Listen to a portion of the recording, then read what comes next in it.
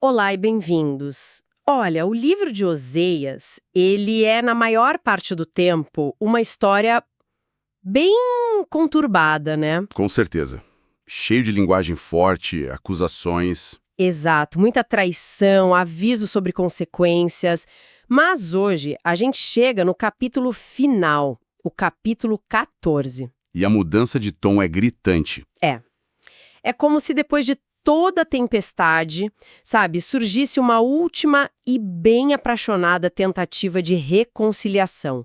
A grande questão é, como se conserta algo tão quebrado? E para entender isso, a gente vai usar os comentários do blog Reavivados por Sua Palavra, né?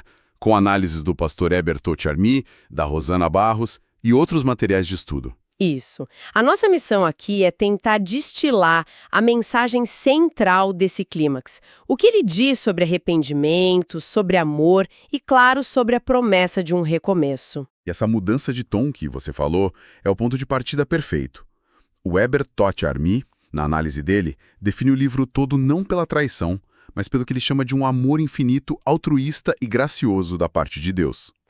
Ele até cita uma fonte, a Bíblia do Discípulo, que resume a mensagem de Oséias como o amor de um pai por seus filhos errantes. No fim das contas, todo aquele drama da infidelidade serve para realçar a persistência desse amor. Mas o interessante é que ele não deixa essa ideia só no campo abstrato. Ele traz para uma crítica bem atual, não é? Sobre como a nossa cultura hoje lida com o amor, com o compromisso. Exatamente. Ele argumenta que a gente vive numa cultura que banalizou o amor. Ele usa uma citação de um autor, John Fowler, para dizer que a sexualidade, por exemplo, se tornou despersonalizada. Despersonalizada, tipo um produto. Isso, quase um produto de consumo. E o ponto dele é que essa mentalidade pode acabar contaminando nossa relação com o espiritual. As pessoas podem buscar um relacionamento com Deus que é superficial, sabe? Sem um compromisso sério. Perfeito. Focado só no que se pode obter. E ele chama isso de uma forma bem direta: adultério espiritual. É a ideia de ter algo que parece amor, mas sem a profundidade, sem a exclusividade que um compromisso de verdade exige. Nossa, isso já estabelece um cenário emocional bem denso. Mas a análise da Rosana Barros lembra a gente que esse chamado para voltar, lá no versículo 1, volta, ó Israel, tinha também um contexto histórico muito, muito urgente. Não era só um convite poético, tinha uma ameaça real no ar, certo? Com certeza. O apelo não surge do nada. A Rosana Barros nos lembra de toda a jornada. Os hebreus saíram do Egito, mas levaram com eles costumes pagãos. Certo. A ideia era que o deserto purificasse eles. Mas não foi bem assim. Com o tempo, a prosperidade que eles encontraram na Terra Prometida virou soberba e o que a Bíblia chama de apostasia. Um afastamento de Deus. Um afastamento deliberado. E para piorar, os comentários selecionados que a gente analisou destacam que a nação estava à beira de um colapso. A superpotência da época, a Síria, estava prestes a invadir. Então a situação era crítica. Muito. O texto diz que a nação estava embriagada pelo vício e idolatria. Então, esse apelo de Oséias 14 não era uma sugestão. Era literalmente a última chance de evitar uma catástrofe nacional. Ok, vamos desempacotar isso. O que significa na prática esse voltar? Porque, bom, uma coisa é dizer se arrependa, outra é saber como fazer. Exato. E uma das coisas que mais me chamou a atenção nas fontes foi que Deus, através do profeta, não deixa isso em aberto. Não mesmo.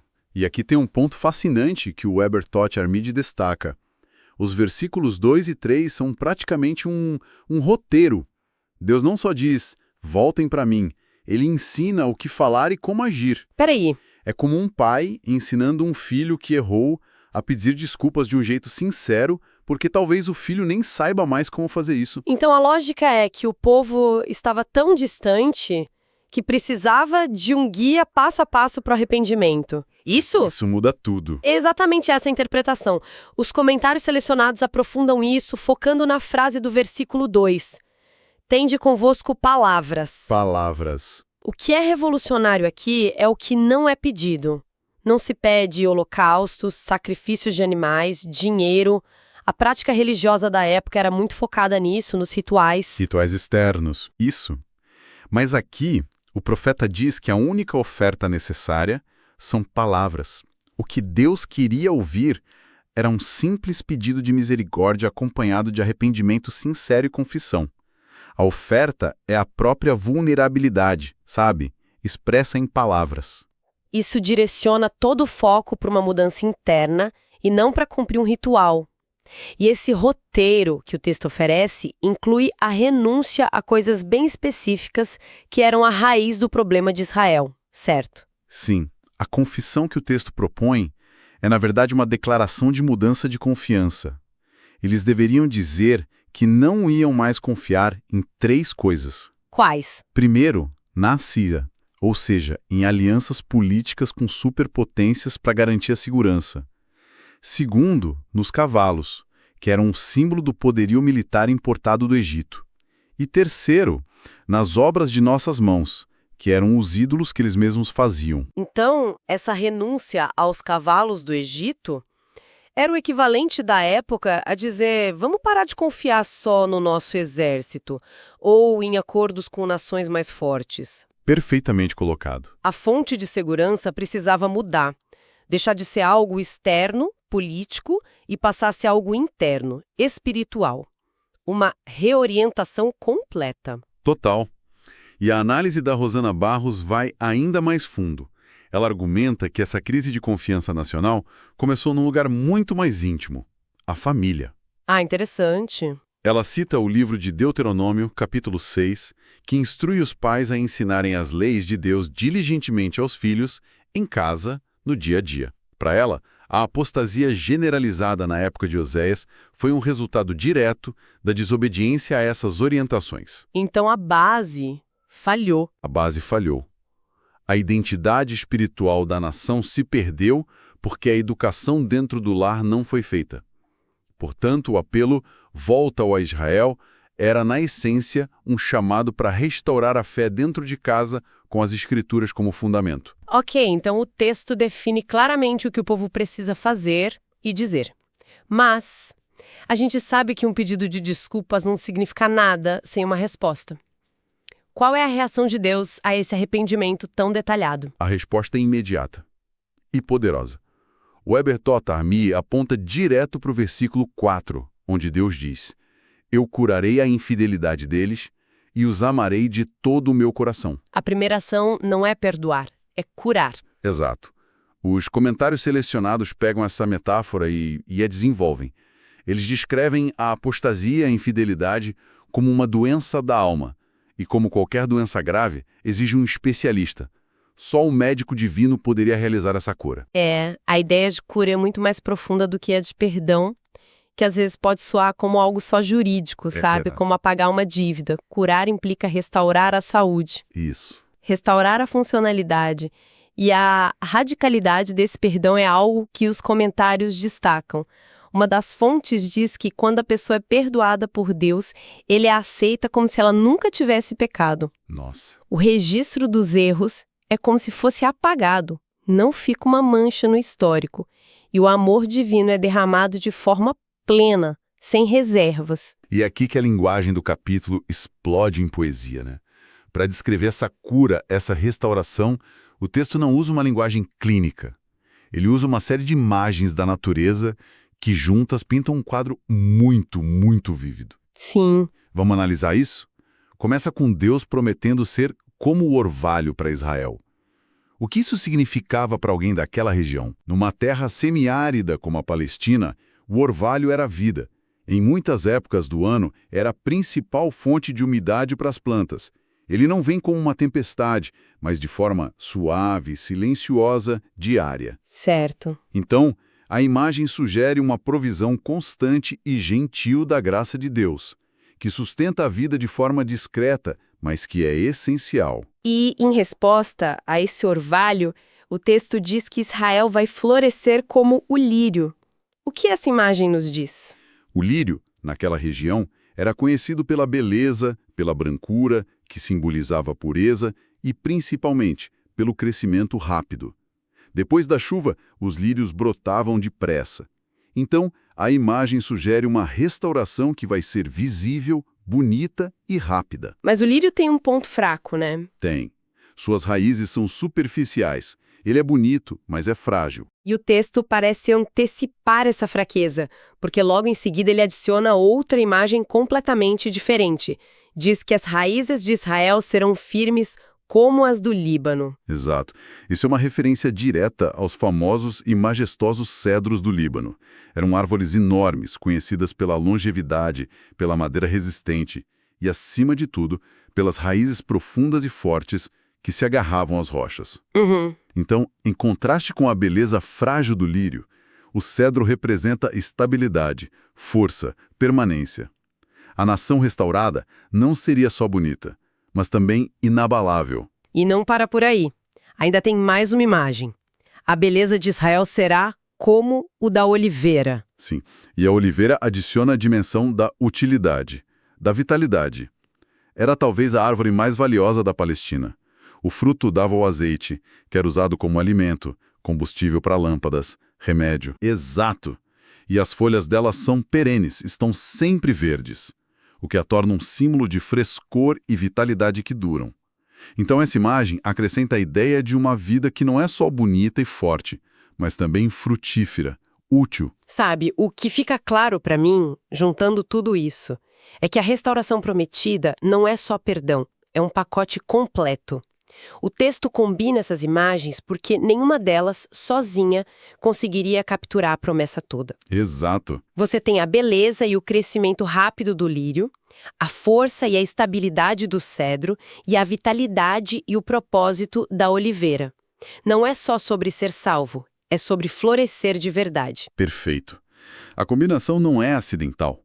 Um dos comentários nota que o profeta parece ter buscado de propósito criar um quadro o mais atraente possível.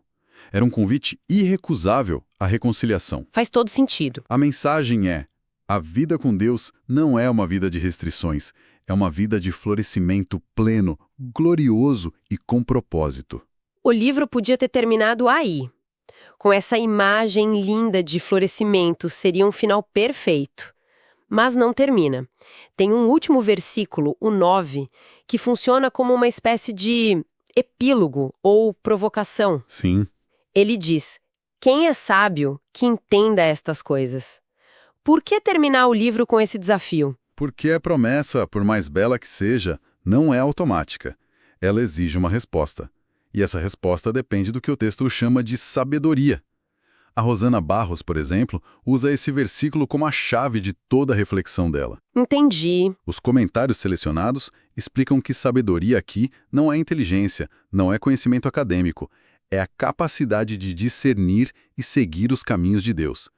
Esse versículo final coloca todo o livro de Oséias em perspectiva e apresenta dois caminhos muito claros. O caminho para os justos e outro para os rebeldes, é isso? Exatamente. A frase central é: os caminhos do Senhor são retos. Isso significa que os princípios de Deus são fixos, imutáveis, como uma estrada bem pavimentada. A questão não é se a estrada é boa, mas como a gente anda nela. Certo. Para os justos, que andam em harmonia com esses princípios, a estrada leva à vida, ao florescimento que a gente acabou de descrever.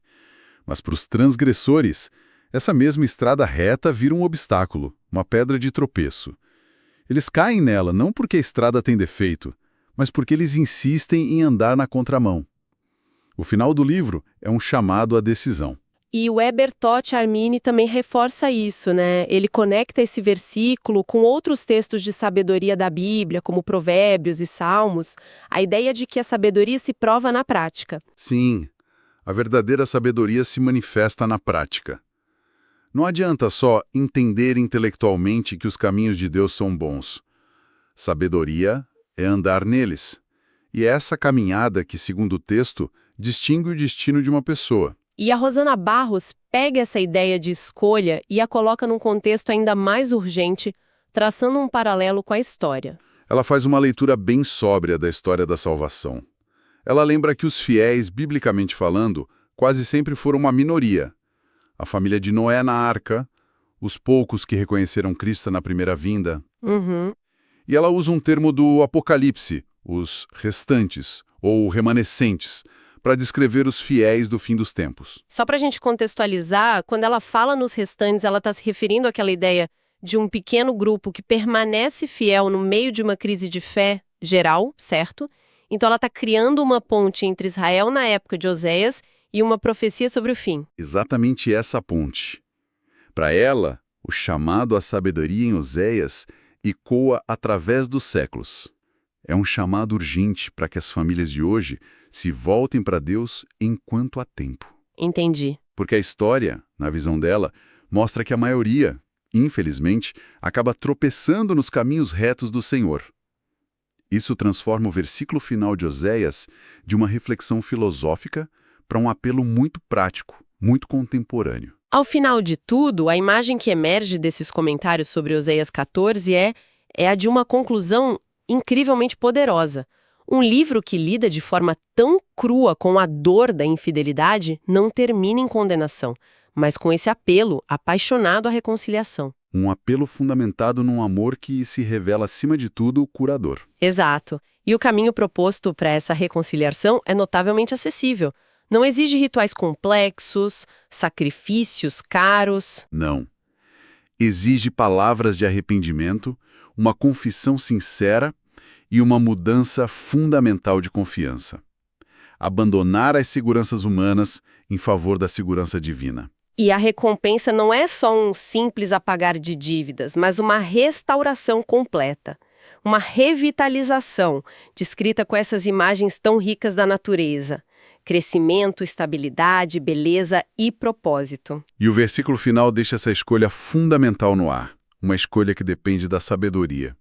E essa ênfase da Rosana Barros na família, como o berço da fé de uma nação. Isso deixa uma pergunta no ar.